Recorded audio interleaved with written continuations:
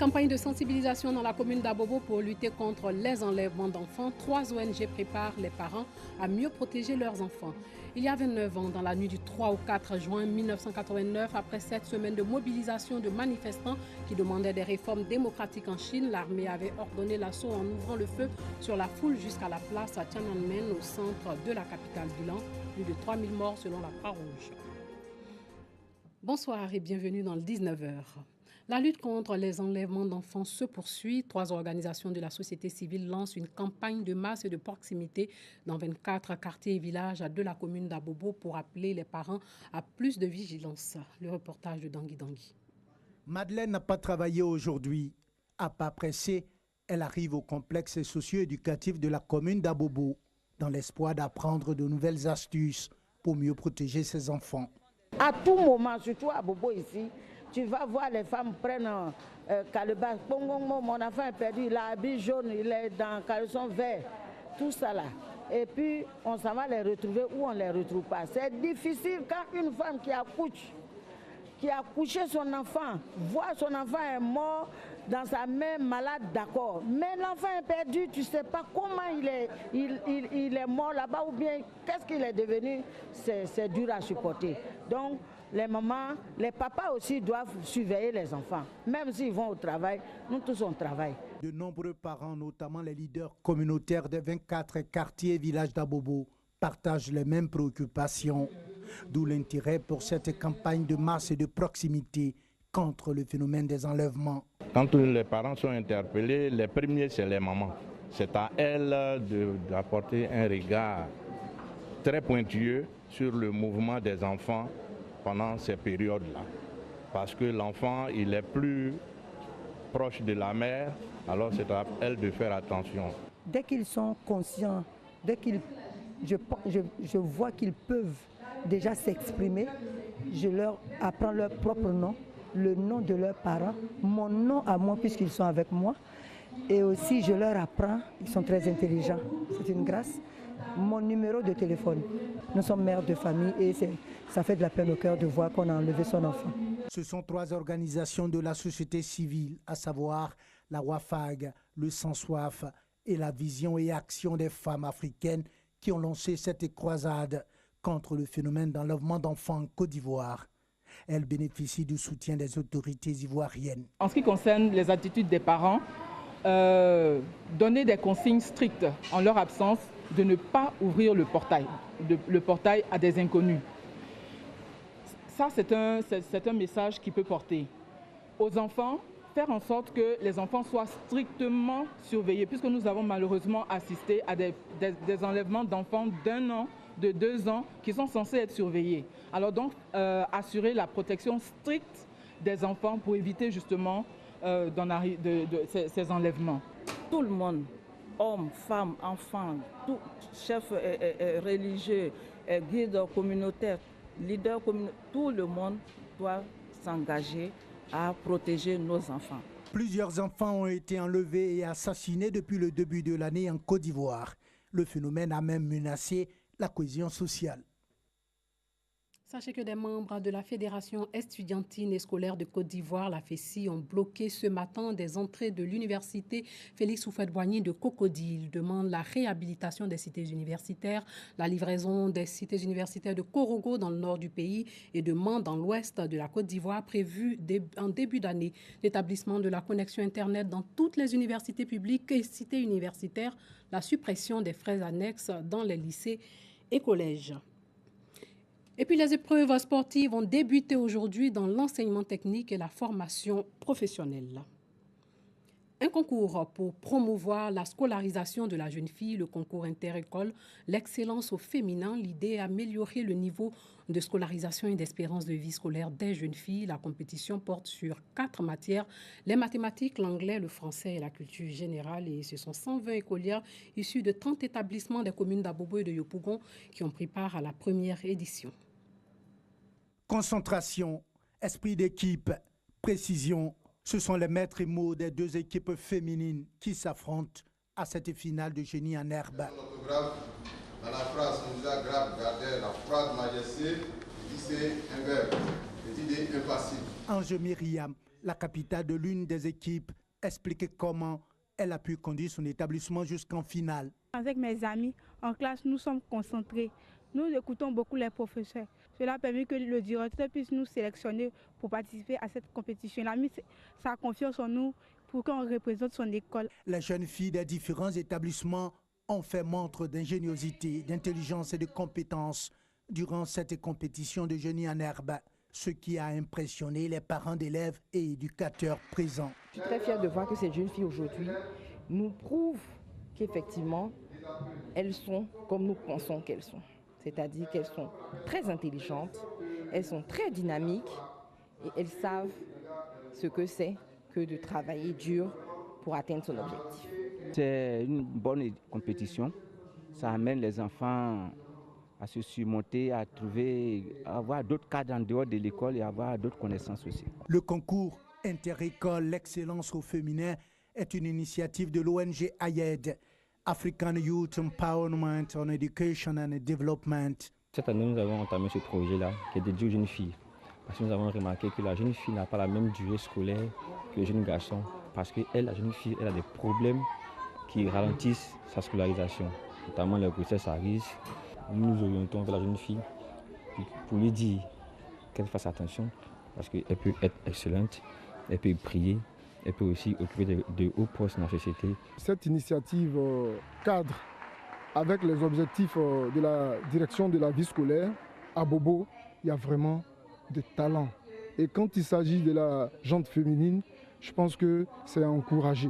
AYED est une ONG de droit ivoirien. Elle bénéficie de l'appui institutionnel du ministère de l'Éducation nationale et intervient entre autres dans les domaines de l'éducation et de l'économie sociale. Parlons santé, les habitants du village d'Abidjan Santé dans la commune d'Atekoubé ont bénéficié de soins gratuits, consultations ophtalmologiques et dentaires, dépistage de maladies métaboliques et infectieuses. Une initiative du Rotary International. Le reportage de Noussangare commenté par Dangui Dangui. 3 jours pour apporter une assistance médicale aux habitants d'Abidjan Santé, village situé dans la commune d'Atekoubé. Cette assistance médicale s'inscrit dans le cadre des journées de la santé familiale initiées par le Rotary Club International. Plusieurs activités au menu de ces journées. Le dépistage des maladies métaboliques et infectieuses, les conseils FAD, consultations ophtalmologiques et dentaires. Nous sommes très honorés et fiers de soutenir les efforts du gouvernement ivoirien. C'est la première édition dans un pays francophone et l'objectif, c'est, ma foi, de renforcer la protection des populations et changer des vies. À l'occasion de ces journées, le centre de santé d'Abidjan Santé a bénéficié d'un important don de matériel médical offert par le Rotary Club International. Dans Opoulin, premier magistrat de la commune n'a pas manqué de témoigner toute sa gratitude aux Rotariens pour le choix de la commune d'Atekoubé en vue du lancement de ces journées. Nous sommes très heureux parce que nous sommes une commune famille. Et ce qui est au cœur de la famille, c'est la santé. Et nous pensons qu'il faut prévenir toutes les maladies qui peuvent toucher nos familles. C'est pourquoi nous appelons toutes nos populations à saisir l'opportunité de ces journées organisées par le Rotary pour se prendre en charge. Au total, 11 villes de la Côte d'Ivoire étaient concernées par ces journées de la santé familiale du Rotary Club International. Hors de chez nous, le président malgache a nommé un nouveau Premier ministre, Christian Nsé, un haut fonctionnaire international. Il va devoir former un gouvernement de consensus destiné à sortir le pays de la crise politique. Cette nomination intervient quelques heures après la démission à la mi-journée du précédent chef du gouvernement, Olivier Mahafali. Solonandrasana est en poste depuis 2 ans. L'île de Madagascar est secouée depuis 1 mois et demi par une vague de manifestations quotidiennes de l'opposition qui exige le départ du président, accusé de vouloir faire taire ses rivaux à quelques mois des élections. Et puis la Jordanie a aussi un nouveau Premier ministre. Le Premier ministre jordanien, Hani Moulki, a été contraint à la démission aujourd'hui après plusieurs jours d'une contestation populaire inédite depuis des années, ciblant un projet de réforme fiscale et une hausse des prix. Le roi Abdallah II a désigné le ministre de l'Éducation, Omar Al-Razaz, pour former un nouveau gouvernement. Au Ghana, la croissance économique n'indique pas l'immigration. Le président ghanéen avait demandé à ceux qui étaient tentés de partir en Europe de changer leur mentalité, d'arrêter de croire que l'Europe est un Eldorado, Mais malgré ces remontrances et une croissance économique florissante au Ghana, les candidats au départ ne se démotivent pas. Place à l'éphéméride. Massacre de la place à Tiananmen. L'armée populaire de libération de Chine est appelée pour mettre fin à l'usage de la force à l'événement le plus important de l'après-révolution culturelle qui prit la forme d'un mouvement d'étudiants, d'intellectuels et d'ouvriers chinois. Ils dénonçaient la corruption et demandaient des réformes politiques et démocratiques. D'après la Croix-Rouge internationale, plus de 3000 personnes et étudiants sont tués lors de l'incident le 4 juin 1989. 1 800 000 selon d'autres sources. Le 4 juin 1989, à Pékin, l'armée chinoise massacre avec des chars et des armes lourdes les milliers d'étudiants rassemblés sur la place Tiananmen. Ce massacre met un terme brutal au printemps de Pékin. Face à la cité interdite, d'autres étudiants avaient déjà manifesté 70 ans plus tôt et donné naissance au mouvement du 4 mai, fer de lance de la démocratisation de la Chine. Cette fois, le mouvement étudiant surgit en opposition à la dictature du Parti communiste chinois PCC, ressenti comme de plus en plus insupportable à mesure que le pays se modernise et s'ouvre sur l'extérieur. Le 15 avril 1989 est annoncée la mort mystérieuse de Hu Yaobang, un Irak réputé, intègre et révoqué 2 ans plus tôt de ses fonctions de secrétaire général du PCC. Elle soulève une grande émotion dans le camp réformateur. On annonce par ailleurs la visite de Mikhail Gorbatchev le mois suivant à Pékin. Cette visite du secrétaire général du Parti communiste du RSS est perçue comme un encouragement à la démocratisation. Les étudiants commencent à se rassembler sur la place Tiananmen, ou place de la paix céleste, dès le 27 avril, dans la perspective de la commémoration du 4 mai 1919. On en comptera dans les semaines suivantes jusqu'à 1 million. Le rassemblement tourne à la manifestation contre le gouvernement et en faveur de la démocratie. Le 17 mai, les dirigeants chinois sont obligés d'annuler la visite de Gorbatchev à la cité interdite. Humiliation. 2 jours plus tard, le secrétaire général du PCC, Zhao Jiang, se rend sur place et tente de dissuader les étudiants de poursuivre leur grève de la faim. Mais le dirigeant qui aurait voulu profiter du mouvement pour démocratiser le régime échoue dans sa médiation.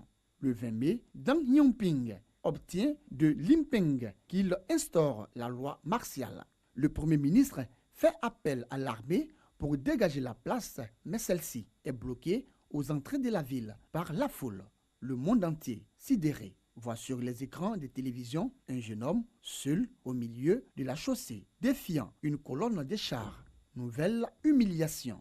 L'as de tergiversé, l'armée nettoie brutalement la place Tiananmen dans la nuit du 3 au 4 juin, faisant environ 1800 morts et des dizaines de milliers de blessés. Une brutale répression s'abat sur les démocrates dans toutes les grandes villes du pays.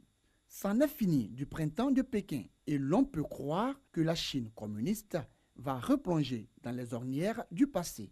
Mais Deng Xiaoping voit dans les émeutes étudiantes un signal pour aller de l'avant. Décidé à moderniser la Chine, il use de son influence pour installer au secrétariat général du Parti communiste chinois un libéral de 20 ans, son cadet, Jiang Zemin. Comme vous l'avez suivi, la Croix-Rouge internationale a annoncé plus de 3000 personnes étudiantes tuées lors de cette répression sanglante le 4 juin 1989, 1800 selon d'autres sources. Voilà, c'est tout pour ce soir. Merci de nous avoir suivis et surtout, portez-vous bien.